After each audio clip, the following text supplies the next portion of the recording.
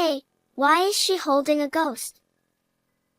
My 5-year-old daughter, who had come to visit my brother's wife just after she gave birth, said this while curiously staring at the baby sleeping in my sister-in-law's arms. Isn't that Grandma over there? At my daughter's next words, my sister-in-law let out a silent scream. She quickly tossed the baby into the crib, pulled the blanket over herself, and started trembling uncontrollably. I was shocked and confused by her terrified reaction. And later, a shocking truth was revealed. Emma, my daughter, had been saying strange things since she was old enough to talk. Even when she was playing with dolls by herself, she would say, I was playing with my big sister. Or she would point at an empty spot on the street and ask, Why isn't that person using an umbrella when it's raining? I began to wonder if she had some kind of sixth sense, but since I'm terrified of ghosts and scary stories, I just brushed it off as her having an imaginary friend, just like many children do. Because of that, I never mentioned it to my brother.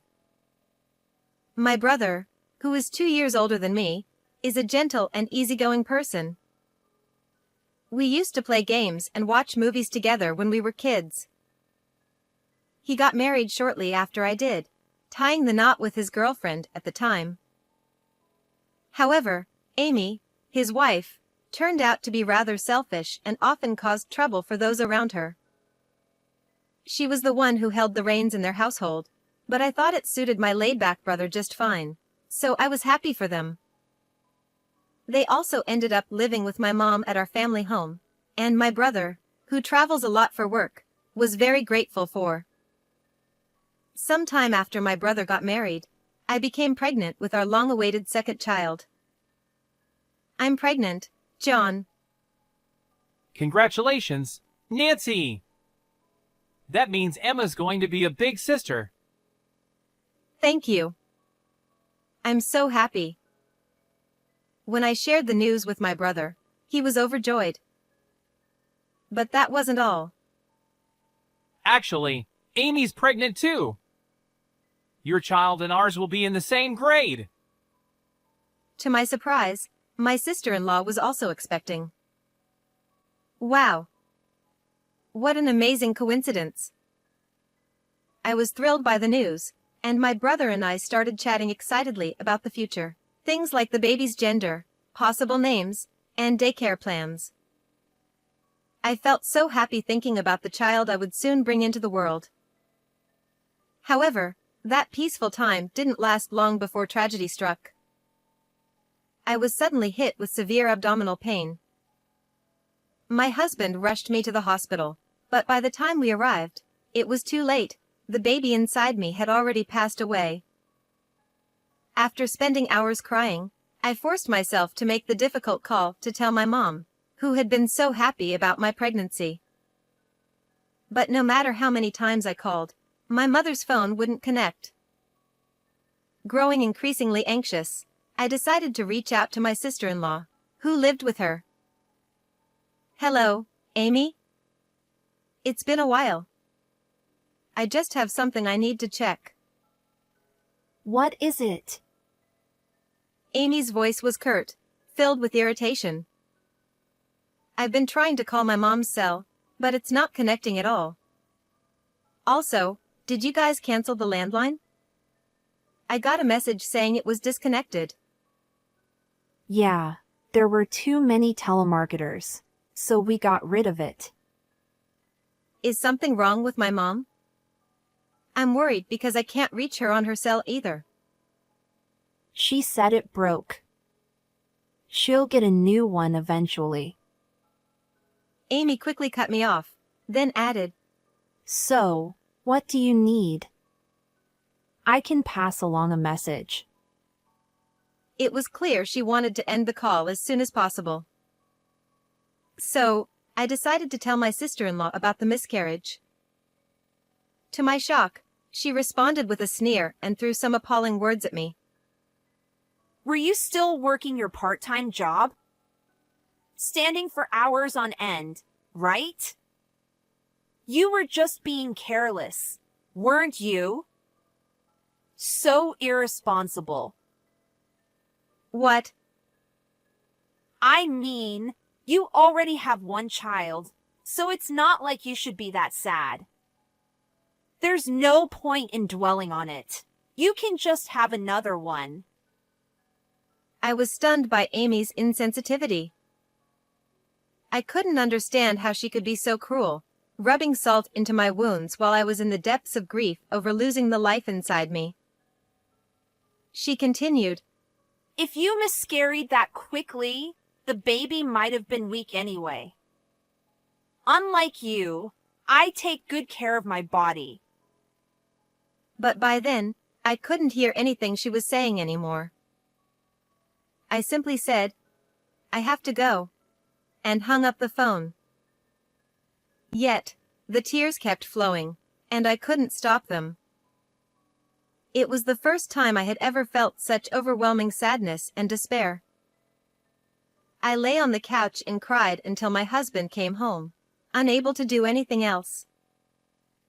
Although I was somewhat worried about not being able to reach my mom, I avoided visiting my parents' house for nearly 6 months because I couldn't bear the thought of facing Amy after that call. Then, one evening, just after 10 p.m., I received a phone call from my brother. It was unusual for him to call at that hour, so I answered, and heard his voice trembling with tears. Nancy, Mom collapsed from heat stroke. She didn't make it. No, that can't be. Mom. I was so shocked that everything went black before my eyes. Apparently, my sister-in-law had returned home that evening and found my mother collapsed in the yard. She called an ambulance, but Mom wasn't breathing, and by the time my brother arrived at the hospital from his business trip, she was already gone. They said she was found near the shed in the yard, perhaps searching for something when the heat got to her. It was a tragic accident in the height of summer. Once again, I was plunged into deep sorrow. However, there was no time to dwell on our grief. My brother and I were overwhelmed with the preparations for the funeral. We had to notify the authorities, contact our relatives and my mother's friends, arrange the funeral, and prepare for the wake. We were constantly on the move, but my sister-in-law showed no intention of helping. I was concerned about her health due to the pregnancy, but she didn't seem to be suffering from severe morning sickness. If you have a moment, Amy. I hesitantly asked her for help, but she quickly looked away. I'm not good with these kinds of things. I'll just go rest somewhere quiet. With that, she hurried off to the waiting room.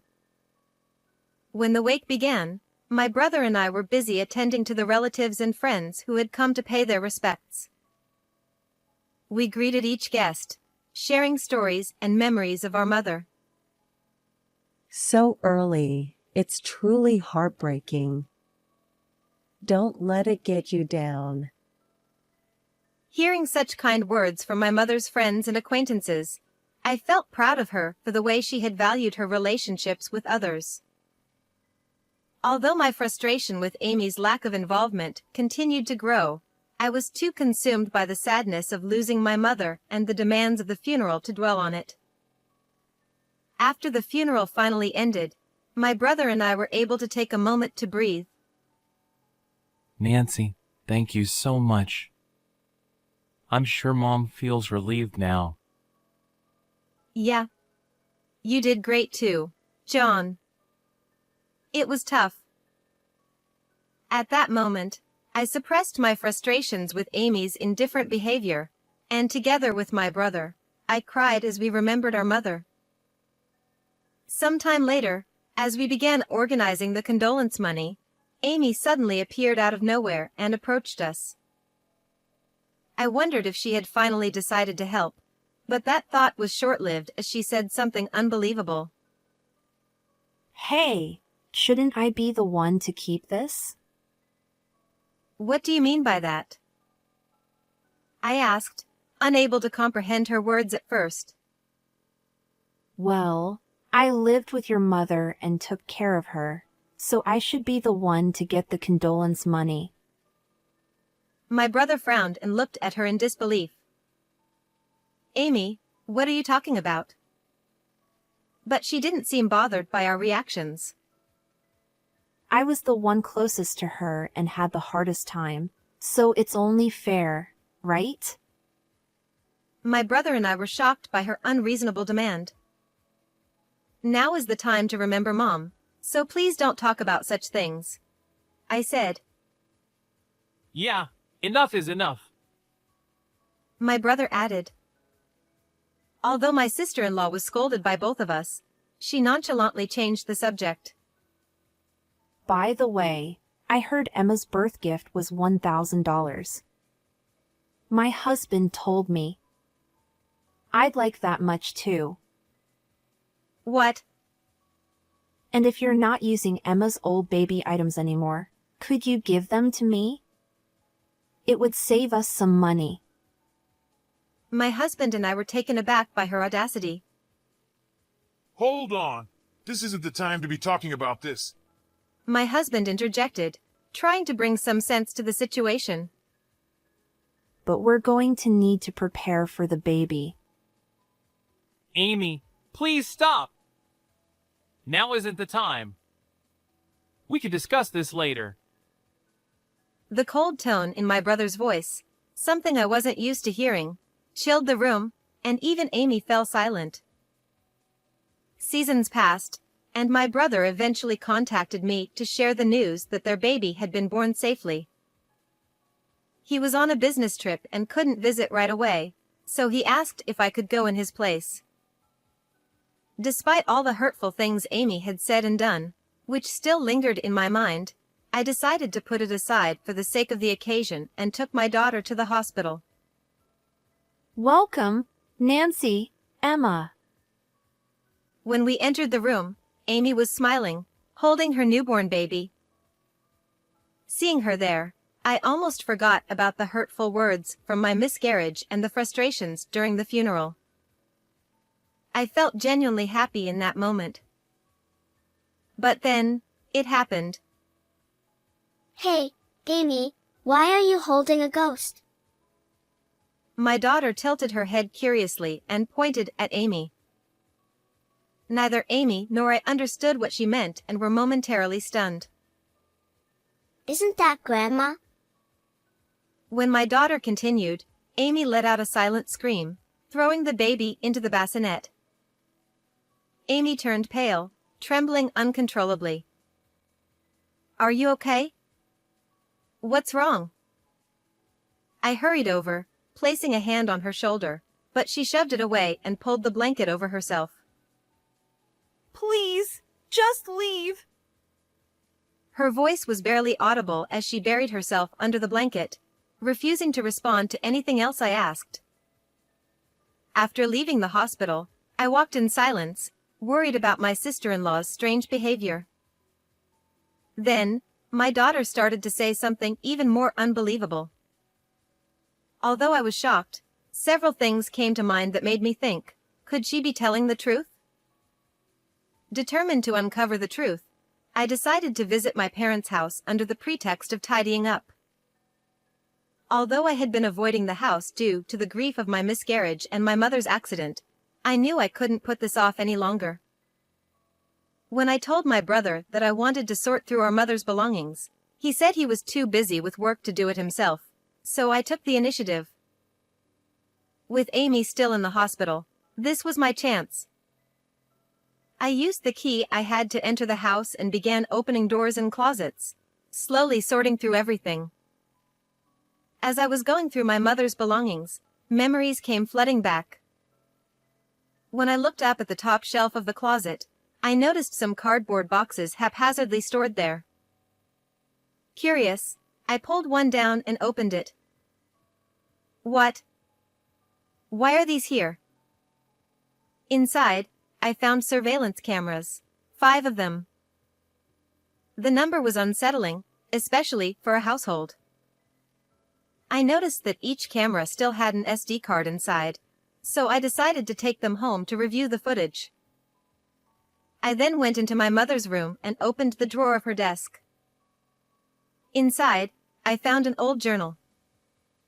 My mother's diary? I opened it and found entries about Emma's growth, the day my brother brought Amy home, the death of my father from illness 20 years ago, and even some recipes. The entries were filled with warm memories, and I couldn't help but cry. Mom, you were such a kind and strong person. However, as I continued turning the pages, my attention was caught by some illustrations drawn in the margins. This drawing. It looks familiar. It resembled an illustration I had created with my mother when I was a child. As I traced back my distant memories, I realized a terrifying truth. On the day of my mother's first death anniversary, we gathered at the family home. Thank you all for being here today, I said, after exchanging memories of my mother with my relatives. Once everyone had settled, I pulled out a notebook. This is my mother's diary. Hidden within it is a message, I announced. Among the surprised relatives, Amy's eyes widened the most. What? I've seen that diary, and there's nothing special in it. She scoffed, dismissing the notion. But I calmly continued. Everyone, please take a look at the illustrations drawn in the margins of this diary. These are part of a code my mother and I created when I was a child. The relatives leaned in with curiosity. When you connect the first letters of the words in these illustrations, it spells out, "Look behind the dresser," I revealed. Amy's expression shifted to one of confusion. When I actually looked behind the dresser, I found a letter that my mother had hidden there. As the relatives expressed their shock, Amy turned pale. This letter describes how Amy made me do all the housework while keeping a constant watch on our mother to ensure she didn't slack off, I said, holding up the letter for everyone to see. The room filled with uneasy murmurs as the relatives began to understand the gravity of the situation. Despite her growing anxiety, Amy desperately tried to explain herself. That's just your mother's delusion. It's all lies to make me look bad. Maybe you forged it yourself. Amy blurted out, her voice shaking. No, this is my mother's handwriting.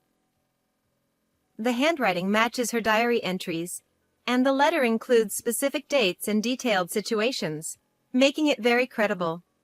I countered calmly.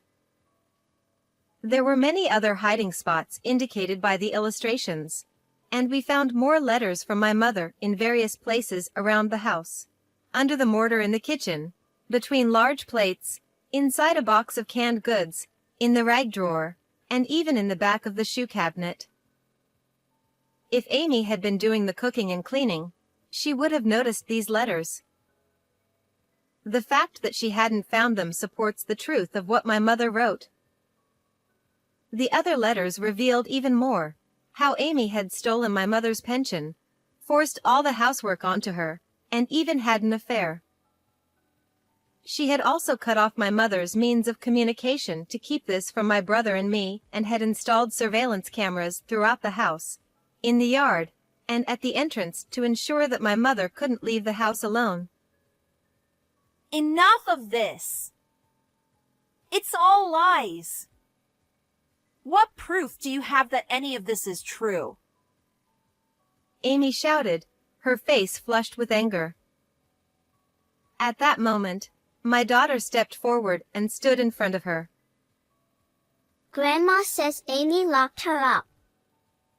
She told me at the hospital too. My daughter said softly. Stop lying! Amy screamed, her voice filled with rage, as she lashed out at my daughter. But I stepped in front of her, shielding my child. Emma is not lying. Watch this video, I said, pulling out the SD card I found in the surveillance camera and playing the footage on my laptop. The content of the video was shocking. It showed my mother and Amy going to the storage shed to retrieve something. As my mother unlocked the door and began to enter, Amy suddenly shoved her inside. She then snatched the key, locked the door, and was clearly seen leaving the premises, glancing around nervously to ensure no one was watching. Our family home is in a rural area, with the nearest neighbors at some distance.